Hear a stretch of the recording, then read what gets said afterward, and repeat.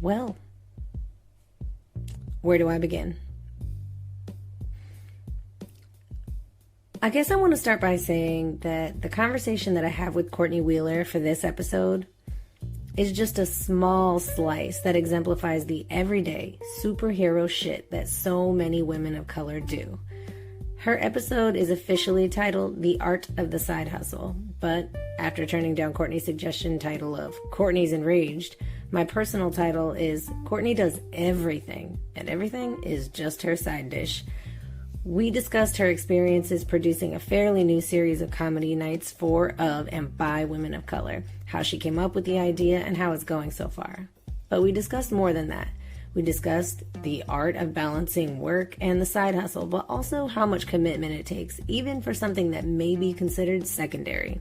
This episode is a bit more informal, but trust me, there's plenty of gems sewn into the conversation, including respect, timing, and order in comedy, how long is too long for a condom to be lodged in a cervix, and even a little shitting on Ryan Gosling. I'm Amanda Levy, and this is Artist Gripes.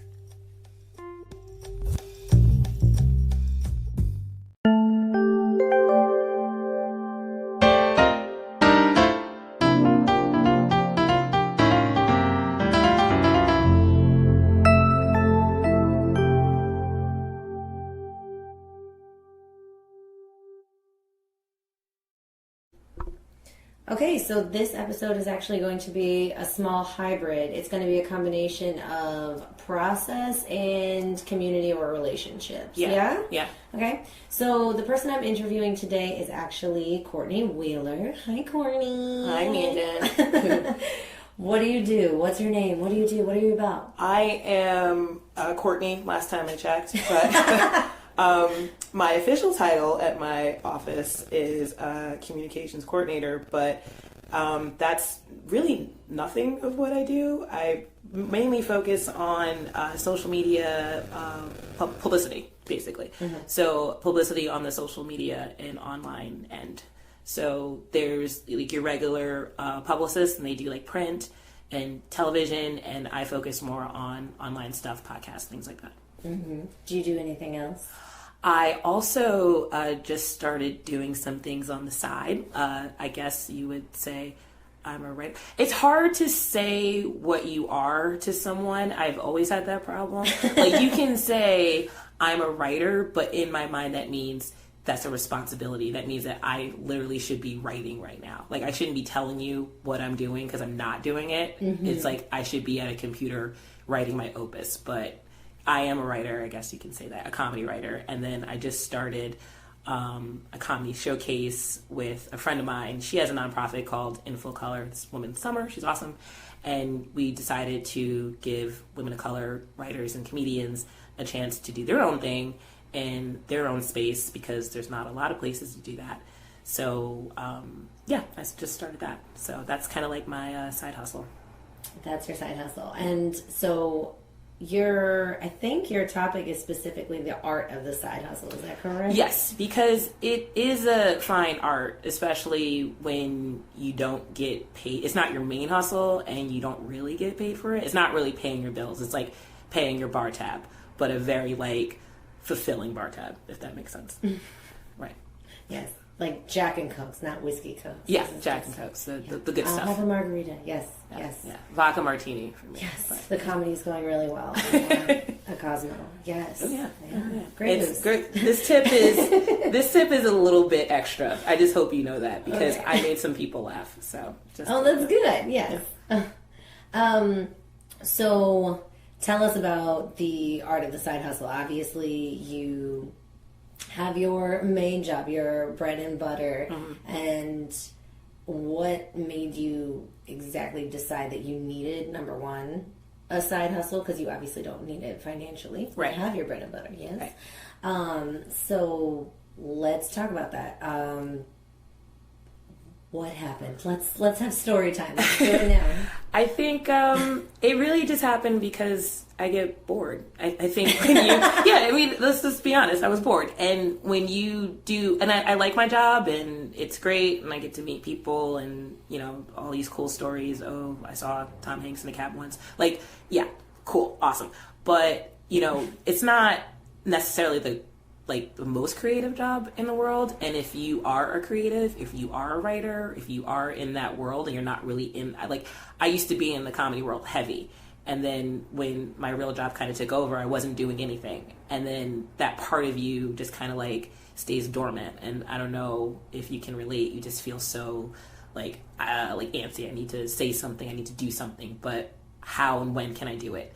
And I remember feeling that way when I was doing comedy, because you go to the UCB, you go to these shows and you would meet people and it was cool. But I think especially when I was doing it at the time, there wasn't a lot of places for Black women to kind of express themselves in a way where you felt comfortable, because you were kind of put in these boxes and you almost get shell shocked. Oh, maybe I should, start writing again, or maybe I should get with a troupe, or maybe I should, take a sketch writing class. But then it's I don't want to go through that bullshit again where it's I want you to play, Latifah number 2 and this kind of, just dumb stuff. And I didn't want to go through it, and I'm too busy and I'm too stressed to just start thinking of my inner self, my inner woman, and how I need to fight the power and these weird comedy spaces. So it's you know what? I'm bored. I'm in this area where people are really creative and they kind of just get up and do their own thing. That's the cool thing about Jersey City.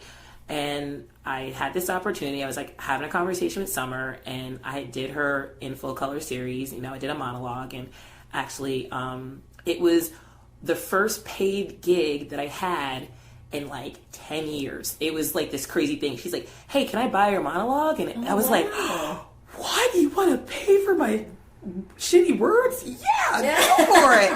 Yeah. And, it felt good. And then it was oh, I can still do this. It's not my main gig, but I can still do it and still express myself. And it doesn't have to be, I think the pressure was off too for me to not make it my career. I had a career and I was happy with my career. But also, you already wrote it, and then she was like, yeah. "What can I pay for it?" Instead of somebody being "I want to pay you to write a thing. I hope it's good." Right. I couldn't be a freelancer. I couldn't be an SNL writer where it's you have to write 5 funny skits in a week. Go. I would have an anxiety attack because I have anxiety and I'm crazy. So I was staying up at night, crying because I couldn't think of anything funny. So I think the pressure wasn't on me. That's another thing too. Side hustles are just you make your own rules. Yeah. You do whatever you want. If you don't feel like it, if you're too stressed, okay, I'll step back.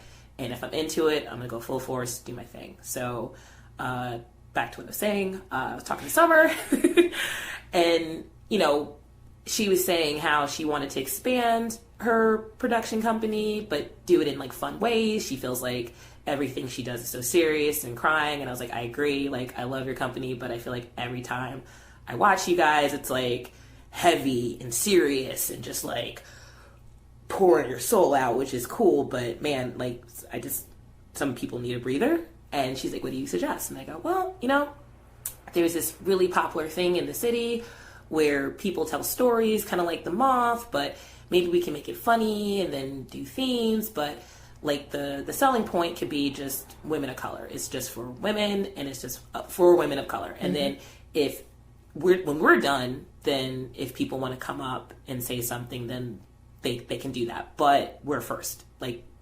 Here's a place where we're first for the first time." And she goes, "Yeah, that's a great idea. Are you game?" And I thought about it, and as for everything that I do in my life, I'm "Yeah, sure, whatever." And then and really that's how it started. And the next day she messaged me and she goes, and here's the thing, it's "Do you know any girls?" And I go, "Oh, no. I don't know anybody." Oh. And she's "Really?" I was "Yeah, I've been out of the game for a really long time, and anyone." I'm retired. I put my jersey on. I'm retired. Jersey has been right. I'm retired. I'm like Michael Jordan. I'm taking my number back, but nobody wants to mess with me because no one knows who I am. And yeah, it was that weird moment where we were jazzed and psyched about it. And she goes, "Do you know any women?" And I was no. Because I've been out of the game for over 10 years, and anyone I know lives in LA and is really popular, and it's also white. So, yeah, that was our thing too. Yeah. I had a lot of friends that were comedians or writers, but they were white men or they were white women. And Shocker, right? I love them to pieces, but I don't think they need another platform. They have their own, literally the entire world. So I just was kind of like, wow, I don't know anyone. It kind of made me sad. I don't know if I can do this. And then I thought about it and I go, you just did In Flow Color. Like, you just met women of color that were funny. They're not comedians, but they're funny. Yeah. And they can tell stories. They're actors. So I was like, oh, light bulb. I'm Samila, a woman that we know. And she's hilarious. I just she's the type of, and I think the funniest people in the world are people that don't know they're funny. You guys don't know who she is, but you will. And she is a riot. And I think, like I said, I think those are the funniest people in the world. I'm going to ask her. And sometimes like, yeah, great. And we go up to her and we're like, hey, we have this idea. And that's the thing about community. It's like, we all know each other. We all have side hustles and projects and things that we want to do. And even though we might not be comfortable doing it, the fact that you asked me for this, it's like, I'm going to consider it. Yeah, it's touching, definitely. Yeah, and I remember when we asked her and she was like, I love this idea. I think this is amazing. I don't particularly want to tell a story. I'll be the host. And I flat out was like, no, not going to happen. And why is that, Courtney? Because she needed to perform. She needed to tell her story. And I do the same thing too. You get into these comfortable spaces and anytime someone asks me to do something, your first go-to is like, oh, well, I can, for me, it's like, oh, I can write. Don't like performing, but I can write. So I'll give you my monologue. I'll give you my skit. Take it. Do I perform it? No. Don't want to. Mm-hmm. So I knew what she was doing, and I immediately was like, no, you're performing. You're telling your story. It's going to be hilarious. Trust me, if I didn't think you were funny, I wouldn't even ask you. And finally, she was like, yeah, okay, let's do it. Well, that helps, too. Someone's like, you are funny, and I wouldn't have asked you. Right. It doesn't take a lot for someone to be entertaining or funny. Mm-hmm. You can just be yourself. You can tell, just you walking down the street and something a bag of groceries falls out of your bag. Haha, funny. But it's the way you say it. It can be hilarious. Mm-hmm. It doesn't take that much. But that's just me. What I feel. A naturally funny person. As myself. Yeah. So that happened, and then it just was I had to. Also, too, it was coming out of my comfort zone and actually asking for help. That was another thing, too. And that's when you're starting a process like that, especially a side hustle or a situation or organizing anything, you have to rely on other people. And that was a big thing for me. I don't doing it's a nightmare. It's a nightmare. When you're a writer, you always depend on yourself. Mm-hmm. I don't mind writing with other people, but it's a very selective group, a tiny, tiny group of people that I feel comfortable writing with. And I'm they're going to get my jokes. I get their jokes. We're in sync. And I've done it with other people. Yeah, let's go write. Let's go do this. And I'm miserable because you're not feeling me. I'm definitely not feeling you. I try to give people the benefit of the doubt, but comedy wise, if I don't feel it, then I'm not going to do it. So, and then I think the cool thing about Summer is she knows, okay, you do the funny stuff because that's what you're good at. I'm good at producing. I put everything together. I'm not a comedian. I don't know what is funny. So you go do that, and then I'll go handle everything else. So I'm awesome, perfect. But I also got to depend on other people, and I don't know them. Mm-hmm. So then that's where it gets tricky. So it's I had to go on Facebook and hey, does anyone know any funny Black writers or comedians? And I'm ugh, send, and I'm who, really? I gotta do that? I don't know anyone. And by luck, I still have friends that are in that, industry and in that group, and they're oh, word, you're doing your own thing now? They're, DMing me, and I'm oh, yeah, and I'm being nonchalant about it, and they go, oh, well, I know this girl, or, I used to work with this girl, I'll give her your email address. That's great. And surprisingly, I got a lot of responses. They're yo, what are you up to? And I would explain it, and I would do the whole long-winded thing, and then without fail, they're just yeah, I'm in. I mean, it was a dope premise. In general, it was that whole idea of where it was going to be, what it was going to be, how often it was going to be, and how it was going to be set up by themes. Like how, I think the first one was that embarrassing night, shameful night. What is it that? The first one was asshole. Oh, I was an asshole. Was the shameful night, and now the next one is called a proud night. Yeah, proud night. Which is great. And it's all different people from different walks of life in general. Like, not only is it all women of color, but they could not be more different. Like, the roster is just really, really great. Right. It's always varied. It's a wonderful, like, it's a great night. My friend Mia, who's on another episode, she came to mine in support, and she had already put in her calendar separately from me that we were going to the next weekend. Oh, great. To next Wednesday's show. And I was like, hey, I told her this morning, I go, hey, will you come with me next Wednesday? And she's like, I have the thing on at PS1 on Wednesday. And I was my God. Oh, that's literally what I was going to ask you to go to. And the funny thing is, and thank you for doing it that night as well. That night, like, I literally had a full-blown anxiety attack because it kind of fell apart before we even started. Like, we found 3 wonderful women, and we're like, I bet, amazing. Because also talking to other people that do this, they would say, this is really cool that you're doing this, but Courtney, I gotta say, you're taking on a lot.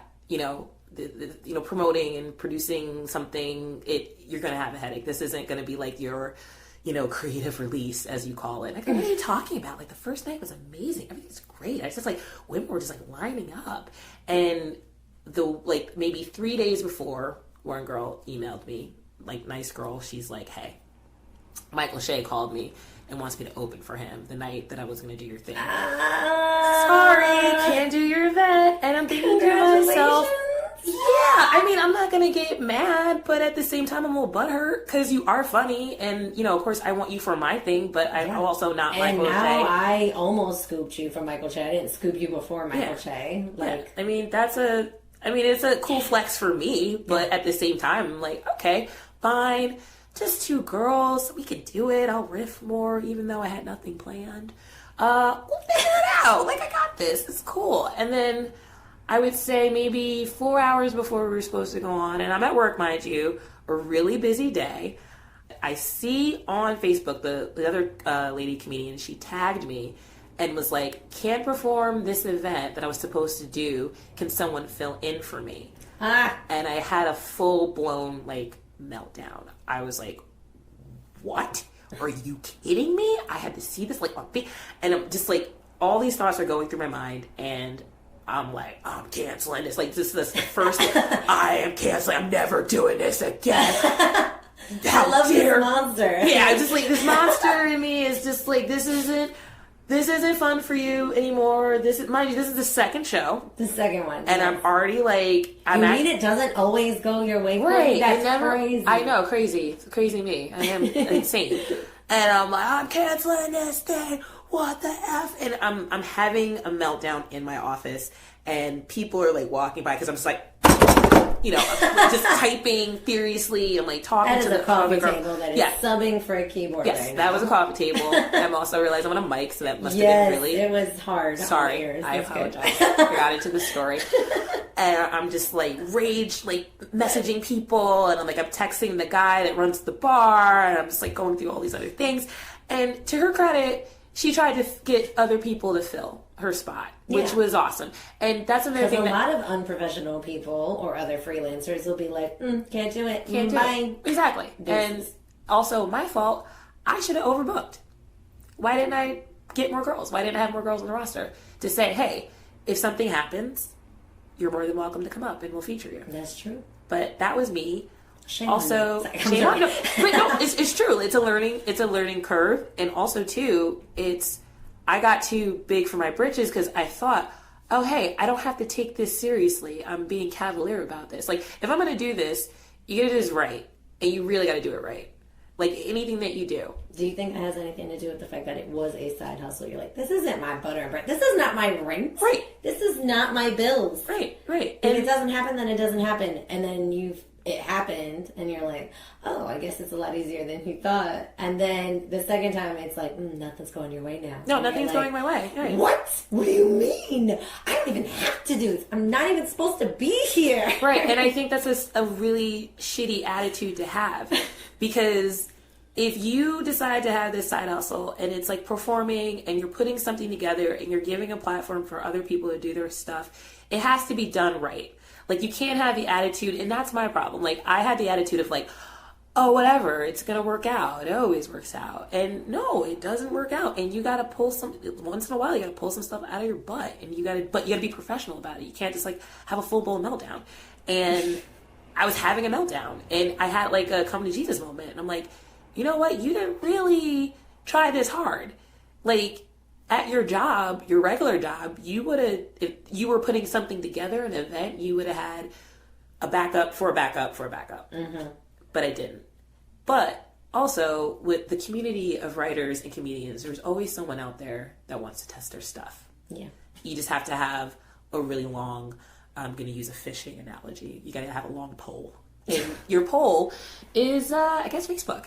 Because the word spread, and, you know, this lovely woman messaged me, and she goes, hey, I'm friends with the girl that just, you know, said she could do it. I don't mind coming up. Is that okay? Let me show you my reel and all sorts of stuff. I was like, I don't have time to look at your reel, so I'm just going to trust you and believe that you're funny. It's a big risk, by the way. Yes. You tell me that every time you're like, I didn't look at her reel, and I'm like, okay. That could have gone. It could have went so stupid, and it's funny I'm saying this because it kind of shows like, wow, you really are like giving this is a big leap of faith. But yeah, that was a trust fall. It was a trust fall. You're on the roster. I didn't see a reel. I'll see you later. And be funny. By the way, be funny. But I think my conversation with her was kind of like, it was funny. Like, our conversation was funny because she came up. She's like, hey, I know I don't know you. I have a really African name.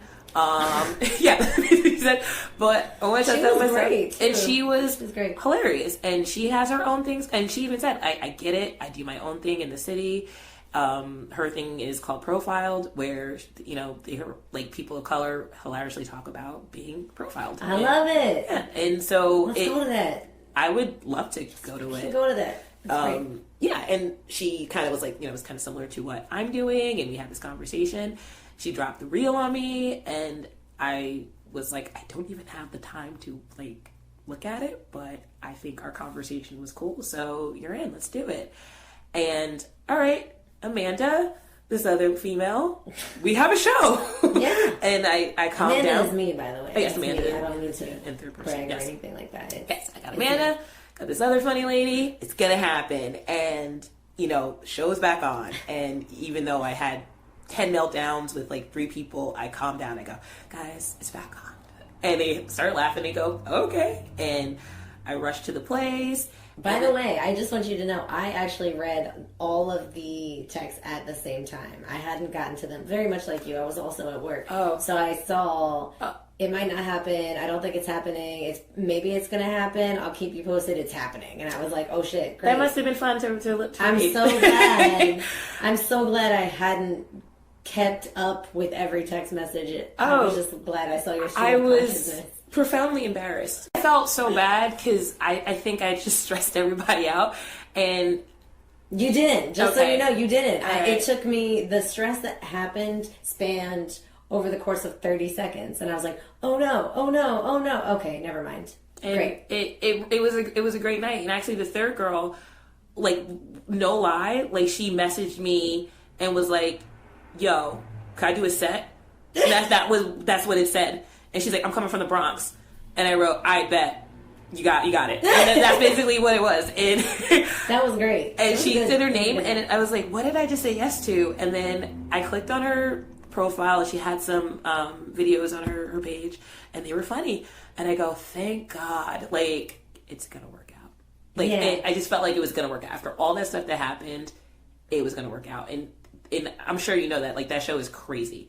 And that show was great. It was amazing. It was amazing, and it was crazy in the way where, because you know, like, you want to like set your comedians by what time, like who's the who's the strongest and who's the weakest.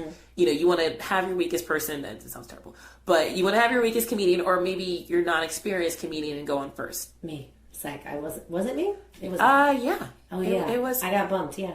No, actually, no. You were the other girl was first because we wanted to put it in the middle, like give you a buffer to make you feel better. So I was gonna be to make you feel better, mind you. She's been saying this throughout the entire episode. She goes, "So we have this funny person, and we have Amanda. I have Amanda. I have this funny person." And she's like, "Also, we put the weakest person first." And then she's like, "Oh no, but we wanted to give you a buffer. You're special. It's fine. No, we it's need not somebody to like be funny before you. So at least." It's all a science. Your weird, non-funny self. Oh no, you were very funny, and your story was very relatable. What I'm saying Who is knew that it was relatable? And apparently, this happens pretty often to a lot of women. Lots of women have this. No one talks about it. No one says anything about it. I thought I was the grossest. I mean, I think we're all the grossest. I think because it's still pretty fucking gross. But it was just about realizing that. It's in the last place you look. Being an adult, basically. That's essentially. And I saw people's faces when you were telling that story, and like the women in the audience were kind of just like looking at each other, but they were giving each other like the, yeah, that happened to me once. Like they kind of like a wink, wink, nod. Like I'm not gonna say. Which is crazy because I did not like. I literally thought I was the only person in the entire universe. I think at the time, and then Trainwreck came out, and then she had like Amy Schumer had said something. Along those lines, and I was like, wait, this is a thing? And I felt so bad that I hadn't like shared it beforehand. Right. But like, why can't we share things like that? And that's the whole idea of it. It's just like, women, we can't be desperate, we can't be assholes, we can't be petty or selfish, or like we all are like, I just told you I'm a train wreck. Like, I just told you my whole experience about, like, annoying people and being a train wreck and saying things, putting my foot in my mouth. Like, that is who I am. I don't mean it, but we're humans. We're women. And that's the whole thing about it. But we're not allowed to do that in certain spaces. And we especially can't do it in comedy. It's a very, like, niche. Well, I feel like it's one of the issues with it. Like, you have to be a particular type of way for an audience to accept you, but that audience is usually like a white dude.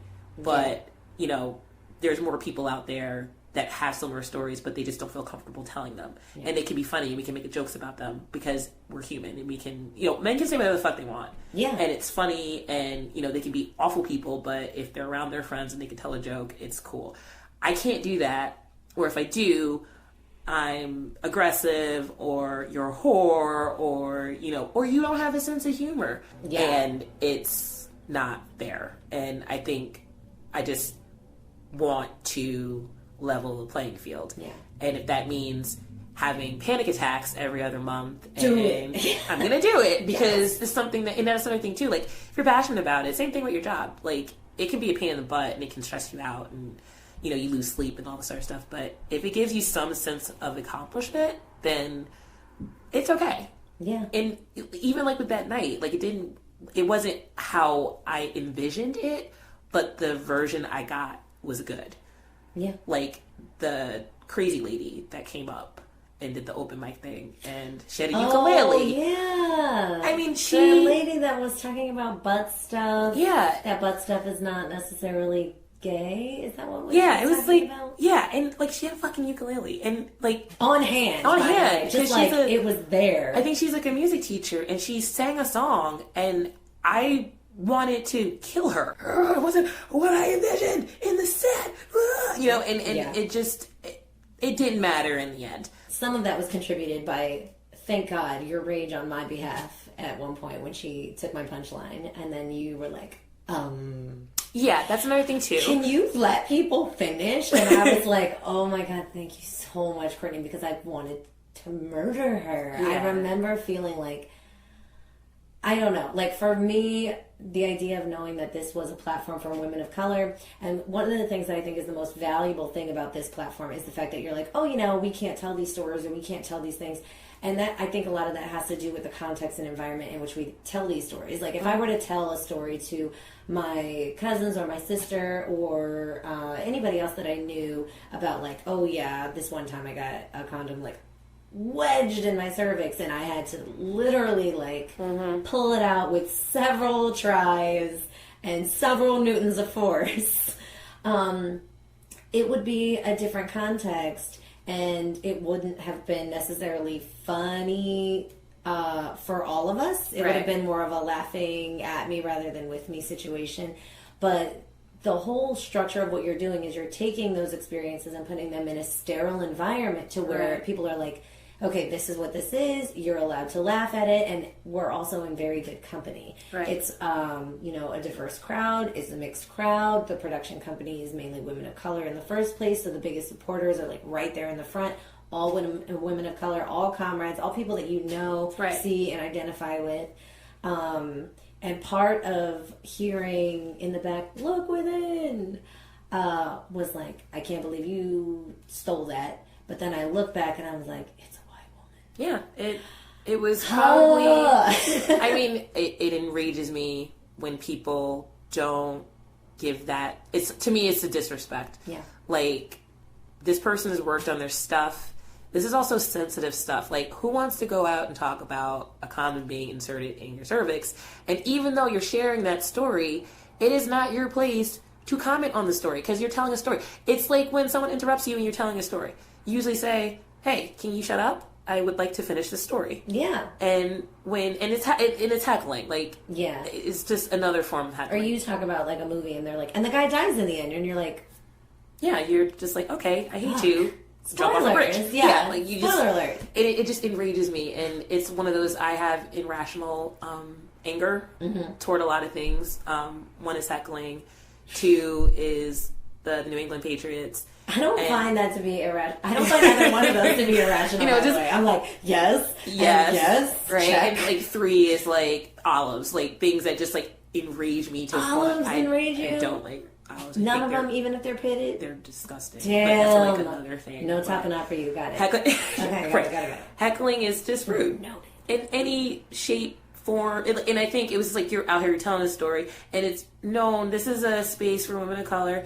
And drunk white lady, I don't care. Like, shut up. And she just kept talking. And I even made like a Joe Clark reference, which, okay, if you're in your 60s, or my mother, you would think that was like, cool and funny on me, but I was like, hey, I don't want to be Joe Clark here and have like a megaphone, but shut up, like stop talking. And that's the point, like just stop talking and listen to the story, and you might learn something. Like, who cares? I don't care what you want to say or what you want to yell out, because after the show is over, the same lady that yelled out. You should have told her to move out expeditiously. Get out. I should have. Get out expeditiously. She was drinking a lot, so the bartender was very happy about that. But at the end of the show, people were coming up to you and saying, oh, cool, whatever. And she came up to me and she felt guilty. And oh, good. Yeah, I did not. Oh, yeah, high five. Yeah, an audible one. Here, here. Oh, yeah. Yes. And she felt guilty. Good. And she came up to me and she was like, hey, I just want to say, like, thank you for letting me get up there, but I felt like you were annoyed with me. Yeah, and you were. And I said, that's why. You're absolutely right. I was annoyed with you, but you should have been. I'm sorry. Honestly, I didn't know what to do. When she did that, when she said, look within, my whole soul dropped, like, into, like, the bottom of my butt. Right. I was just like, and I should leave now. Like, it's done. Punchline was done. Like, I was like, oh, okay, so I guess it's not about the story. I guess it's about the punchline. There it is. But then I was like, on stage, I was like, okay, everyone's looking at me. Nobody's looking at her. You cannot look like you want to murder this woman. No. You're not allowed to look like you want to murder this woman. You have to look like you're engaging this woman. So I went like wide-eyed, bright smile, like, yeah. Like, you did great. Oh, my God. I couldn't tell. Wanted to murder her. I didn't even know she had a ukulele, but later on I fantasized about hurting her with the ukulele. Like, it was so crazy. When she like apologized and she goes, I think I annoyed you, and I was like, you're absolutely right, you did annoy me. And not even just you. Damn. Yeah, and I was like, I said to her, I was like, I'm not annoyed per se. Personally, I actually was, but you're like, yeah, you hit my soul. You hit my soul, but I hate that shit. I was like, you have to understand that, we prepare for this stuff. We write this, we think about it, we put it out there. And we curated this space. This was for us. Like, that was the other crazy thing. It's just like, this was not just about like, oh, you know, look at all the hard work. It's not like, oh, it's a book report or something. It was defined by who was on the roster. Right. And it was defined by their stories. So you're a guest. Yeah, you know, you're a guest. And you don't go to your friend's house and pee on the rug. So just... Did you tell her that? Yeah. Yes. I said, you know, just like chill out. And I was like, thank you for coming. Thank you for bringing the ukulele. That was weird, but cool. And you did make people laugh. But you were a guest. Like, you were last. You were a guest. They are featured. They're first. So give them their time to shine. And you need to understand that. Just in general, like, yes, that's the theme of the show, but that's a theme of life. Like, just shut the fuck up. Like, let people talk. And the other female comedians were kind of like on my space. They were like, well, I thought it was cool that you took her to task, but you weren't mean. Like, you were nice, but you also were quite forward. Like, shut up. Thank you for coming, but shut up. Yeah. They need to speak. And, you know, I was like, that's just how I am in general. But it felt like, okay, this is the reason why I'm doing what I'm doing. Mm-hmm. You know, and it kind of like solidified this idea, like, okay, I really gotta like nip this in the bud and tighten this up and be better with it, because it worked and it was fun and it's great and I enjoy doing it, but I gotta like really cultivate these relationships. I gotta start, you know, making this a thing. You know, is this your takeaway? Are we in your takeaway? Yeah, this is my takeaway. Okay. Yeah, because I was about to say, like, this sounds like, it's so funny because I'm just like, we're talking about this a lot, and there was a lot that went into it, and there's a lot in the journey of each show, and I was like, just remember, this is not your job. Right, this is not my job. I was like, so let's just remember to remind the audience, like, this is the side hustle. This is the side hustle. It's a lot. This is my creative release, guys. Yeah. You know, and like, I think that night it kind of like dawned on me, like, this is fun. I enjoy doing this. I love doing this, but I gotta really tighten the ship. Yeah. I really gotta like, I can't be afraid to make it good. Yeah. You know, and I think sometimes when you do your side hustle or your side thing, you have like a very nonchalant attitude about going about it, but stuff that we do, especially like creative or artists, like, it has to be good. Like, people have to come back. Yeah. You know, you have to give them a reason to come back. And I think maybe it's just me being naive and maybe just kidding myself, because now it's a thing. I gotta make it a thing. I gotta make it a good thing. Well, it is a thing. People are talking about it, and people are going all by themselves. My friend was going to go without me completely. Not even invite me. I can't even. I was going to put her, and I wasn't going to tell you that, but I had like a seat just with her name on it, like in the middle, just like Mia. Wow, that's great. And guest. Mind you, I wasn't invited. No label on the seat. No label on the seat. I was in the show, and I was not invited. +1. +1. Wouldn't that be terrible? It's me and my anonymous ass. I got brand new. It's third show. I got brand new on you. It's really taking off, Amanda, so I think we need to split away. I don't think I could be friends with you anymore. I don't really have room for that in my life anymore. Condom jokes. I don't have room. Only Mia's from now on. In the only Mia's and white ladies with ukuleles. Oh my god! That I yell at. I disagree wholeheartedly. I hope, you know what? I hope she comes back. I really do. I hope she comes back and acts better.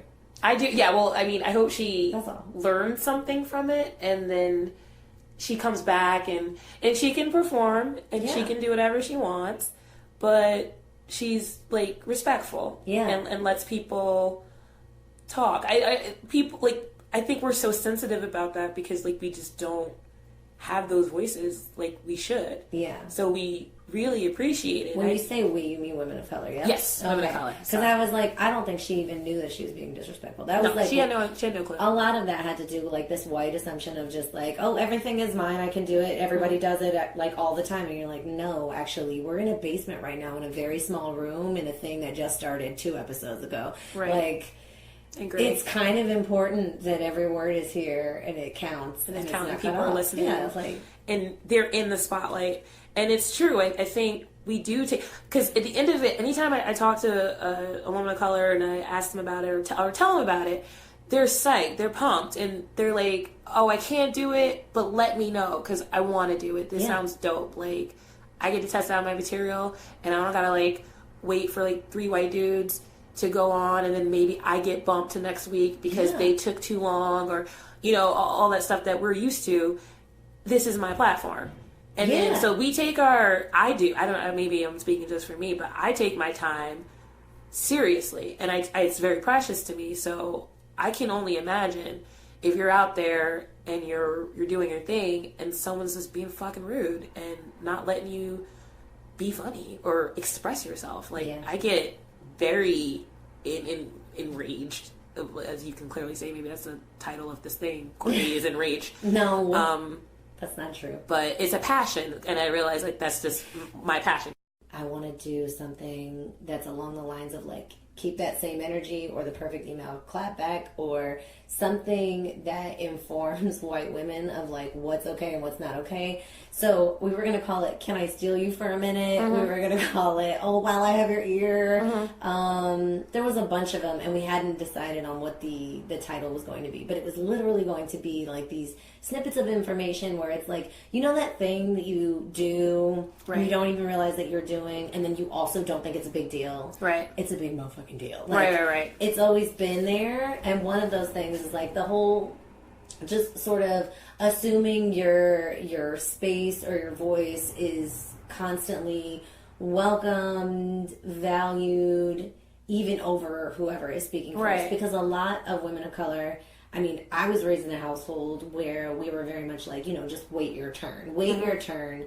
And also, you have to do things better than everybody else. And even if there's a shortcut, don't take the shortcut. You take the long way, you take the right way, you take the non-cheating way, you take the non-lazy way, because when you get there, no one's going to be able to take your title away from you, or no one's going to take your legitimacy away from you because of any other shortcuts. And we sort of watch that over and over and over again, where you're like, well, this person took a shortcut, and this person, you're like looking to your left and your right, and everybody's taking the goddamn shortcut. Right. And you're just like, I know I'm not supposed to, but why is everybody else doing it? I don't feel slighted because I'm not taking the shortcut. I wonder why people do it, why people feel entitled on either side of me all the time. Right. Well, they don't know better. And it's true. Like, I grew up was constantly beat in my head that you have to be smarter than them, you gotta be more clever, you gotta be quicker, you gotta be nicer, everything has to be better. Whatever you do, you gotta be better than them. Yeah. Because that's how the world works. Yeah. And if you're mediocre, you're not gonna do a damn thing with your life. Or if you tie, it's like, if you tie, no, nothing. Becky's gonna get the job. Becky's gonna get the man. Like, all those things, and it's kind of like ingrained in your head. Mm-hmm. So then when you do things, you feel like you gotta be the best at, and that's one of my downfalls, I think, in a way, where it's like I can't enjoy myself sometimes. And the thing that I wanted, so I want to enjoy this so badly, I really do. And I'm trying to learn how to do that, but it's that other part of my brain that's like, you can't enjoy shit. You gotta be on it. You gotta be angry. Yeah. You gotta be just aware, you gotta be focused. Yeah, you gotta be Russell Simmons, overnight. You just gotta it's so dumb, because I know so many dudes that put on these showcases and they wing it, and they wing the hell out of it. There is one, I'm not even throwing shade, but there's one at the same venue that I do it at, and the bartender told me, he's like, oh, I like yours way more better. That's not a word. Okay, let me rewind. I like your night way better than the other group because you promote it. You actually think about the people that you have on there. There's a theme. It's it makes sense. Those dudes, they called it some weird name, and I've been to that night too. Yeah, I've been to that night as well, and it's not that great. It's usually 3 cringes and one kind of funny guy, and then the host is pretty okay. Yeah, and that's about it. But they don't try. They're not trying. They don't need to. They're just, it's just like, for them, it's like, you know, those women out there are like freaking making a 4-star culinary masterpiece, and you're literally watching them eat ramen. Yeah. And it just shows the work ethic. Yeah. I mean, it took a lot for me. I like ordered it. I fucking outlined it. Yeah. I was like, this is where I'm going. I was like, I'm going to do it like true crime where I'm on day 20, hour 24, hour 48, hour 72. I mean, if you got it, you got it. Like, the one girl, she came from the Bronx, did her set, killed it. Like, I loved it. She just, like, she appeared. She just was like, hey, I have some jokes. Yeah. Here it is. And I was like, holy shit, this woman is fucking hilarious. And killed the room. Effortlessly. Yeah, effortlessly killed the room. I bought her a glass of wine. I was like, you want a glass of wine? She's like 9 about that wine life. And yes. And then she met the owner and went back to the Bronx and like a thief in the night. And I was like, whoa, that was amazing. Like, I couldn't ask for anything better. Superhero, but it was just like whatever for her. But then I've seen nights with like white dudes, and you don't get that. You just get like that one night they bark. I don't know. Do you know what barking is? No. Barking is when, this is a little stand-up lingo, but barking is when you literally just like go out cold and you flyers and you just like go up and like say, hey, there's a comedy night, come downstairs, hey, you know, whatever. So yes, I've seen Crashed. Okay? You've seen Crashed. Thank you. Oh, at HBO. Yes. And this is not sponsored by HBO. It's not. Yet. Maybe. They barked that night. I remember one of those guys came up to me, like I was at the bar, and he's like, hey, there's a comedy show downstairs. And I go, really? And he's like, yeah. And I'm like, you're doing this now? And he was taken back, but he didn't know that I know that world and all this other stuff. But it's like 20 minutes before your show, dude. Like really? Shouldn't you be outside freezing your ass off even a little bit, just for a second? Just a little bit. You're just like, yeah, because people from a bar. I'm not going to arm's length. I'm only going arm's length to fill the. I mean, I don't know how you feel about that, but nothing is more depressing than performing and knowing that there's 3 people in the audience. I mean, it's got to be the same feeling as being one of the 3 people in the audience. Right. It's got to be, because I've been to an improv in Midtown, and I've been one of 3, and I've been like, I can't fucking leave. Kill me now. I can't fucking leave, and this is a goddamn nightmare. Like, my butt was puckering for all of the embarrassment that I was gathering incrementally. Just shoot me dead. Kill me. I'd rather be dead. That, or you're out there and you hear nothing. I'd rather you heckle me or tell me I suck than like crickets. Just nothing. Like, that is like just wow. This room is very big. Your heart hurts. Like, I never, that's my biggest fear. And, so by luck, and also not by luck, but also I knew people were going to laugh. Like, that didn't happen on that night. And it just goes to show everyone's work ethic. Like, they had that platform. They got to do whatever they wanted to do. And it was still amazing. It was still funny. It was still great. And they didn't have that attitude of like, oh, whatever. Because they don't have that. And then no, we were all like definitely shadowboxing in the bathroom. That's how I felt. I had a whole outfit change, a hair change, a makeup change. I came out and you were like, you changed your shirt. Yeah, you changed your shirt. Your makeup. You had a whole I changed everything. Yes, I changed my whole personality. But didn't you feel good that like even though you did that, a part of you felt like you didn't have to do it? Didn't you feel good that like even after everything was done, a part of you? And I think that's what I want to kind of. I didn't want to feel like I was.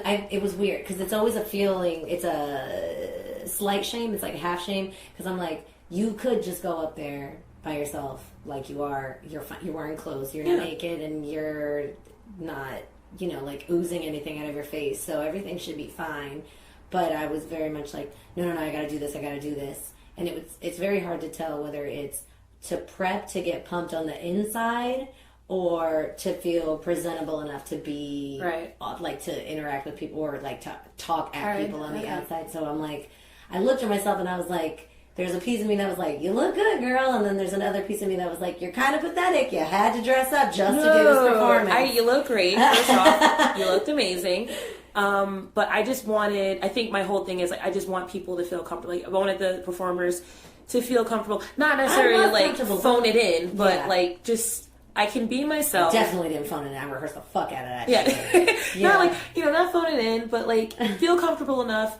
Like, even though it's not like your set that you're 100% comfortable with, but you feel cool enough that you can go up there, spit some ideas out, make some people laugh, but it's not like, I want it to be comfortable. Yeah, it was. I definitely felt, I was like, I'm in good company, regardless of what happens, regardless of whether this is funny. I know I'm going to be able to get a few people on board to laugh in the vein of being relatable, or in the vein of just, like, being supportive. Right. And I was like, but you were funny. Fine. Because you told a funny story, and also, too, like, you perform, so like, my whole theory, it's like, it doesn't take a lot to be, quote, unquote, funny.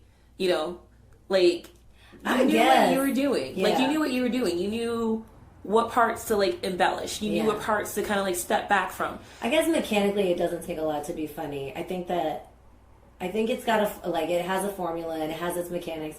I think it is harder, though, for women to be considered unanimously funny. Right. It's like a thing. So, and I'm not a stranger to that at all. Not because I'm in comedy. I'm not in comedy. I watch a lot of comedy, and people are like, women aren't funny. Or there's a documentary literally called Why Aren't Women Funny? Right. And I hated it. I was like, fuck you. Like, this is insane. And I also see that in tons of people whenever I'm, like, scrolling through stand-up. And people are like, oh, I don't really like her, or her. And then you're like, oh, but you like this mediocre. Wow, another redheaded white guy that has gripes about life in general and existentialism. Wow, where do you get it? And then, I mean, I think it's been a little bit easier now in general to convince my male counterparts to, like, hey, let's not watch a rapist. And maybe we should give girls a chance because they don't rape so much. The funniest rapist on earth. Yeah, he's great. But I feel like there is that guilt that's coming out now. They're like, yeah, I don't want to watch that special, or I'm not going to watch that guy, or I'm not going to. And maybe that's because of me. I'll be like, really? We're going to watch that guy? Really? But now I'm like, oh, we could watch any number of rapists or joke thieves if you'd like. Or we could give an original woman a chance. That'd be great. That is true. They do give it the 10-minute rule. The 10-minute rule is you see 10 minutes of it, and if you laugh by the first 10 minutes, then you can keep watching. That's an interesting rule. I've never heard of that. It's my rule. Oh, it's your rule. I thought it was like the rule of comedy. I was like, I've never heard that. No. It's my rule. It's my rule about anything on Netflix that I can't recognize. Well, Netflix is just, don't get me started. You gotta give it 10. If you don't give it the 10-minute rule, then you will get sucked down. And I made the mistake of doing that on HBO Go one time for a fucking Ryan Gosling directed movie, and that shit was. He directed a movie? He did direct a movie, and it's on HBO Go, and it's about this place in the transition of becoming a ghost town. Girl. Okay, we're done. Anyway, we're done. This podcast is about Ryan Gosling. When we said Ryan, you know what? When you said Ryan Gosling, I thought Ryan Reynolds. I was like, wait, Deadpool? No. Deadpool's, and then I thought Ryan Gosling. La La Land, oh, God. No, yeah, he's the brooding, white guy that's like, I'm deep. I have a band. Well, I will tell you that this movie was pretty in a cinematography sense, but was fucking crazy ass loose and very weird and very hard to put together and I can't wait for that podcast where we just shit on Ryan Gosling stuff. Why not? We should have more podcasts Fuck you, Ryan Gosling. I don't care about your stupid puppy dog eyes. You look at your feet when you dead. So yeah. So that is the conclusion. I guess that's it. Yeah, we should end that now before we did it. Yes. You start insulting other actors. Yes. So thanks for listening, and we'll see you next week. And I don't know who.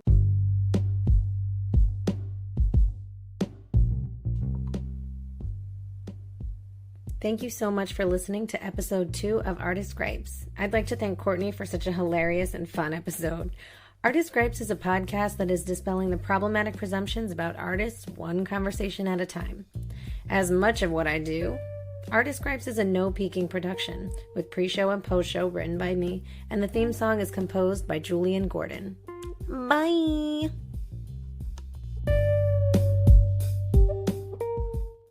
The podcast you just heard was made using Anchor. Ever thought about making your own podcast? Anchor makes it really easy for anyone to get started. It's a one-stop shop for recording, hosting, and distributing podcasts. Best of all, it's 100% free. Sign up now at anchor.fm/new. That's anchor.fm/new to get started.